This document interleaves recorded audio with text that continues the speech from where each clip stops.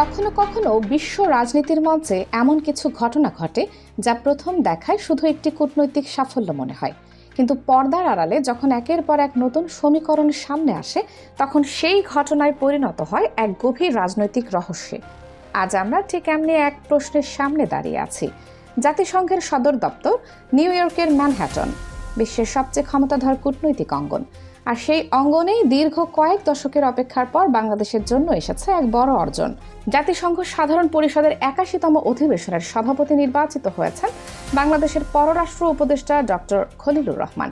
এটি নিঃসন্দেহে বাংলাদেশের জন্য একটি গুরুত্বপূর্ণ আন্তর্জাতিক স্বীকৃতি। কিন্তু এই ঘোষণার পর থেকেই আন্তর্জাতিক কূটনৈতিক মহলে ঘুরপাক খেতে শুরু করেছে আরেকটি প্রশ্ন: এটি কি শুধু একটি মর্যাদাপূর্ণ পদ লাভের ঘটনা, নাকি এর আড়ালে চলছে আরও বড় কোনো কূটনৈতিক খেলা? আর সেই খেলায় কি যুক্ত হতে যাচ্ছে বাংলাদেশের সবচেয়ে পরিচিত আন্তর্জাতিক ব্যক্তিত্ব, নোবেল জয়ী ডক্টর মোহাম্মদ ইউনূস?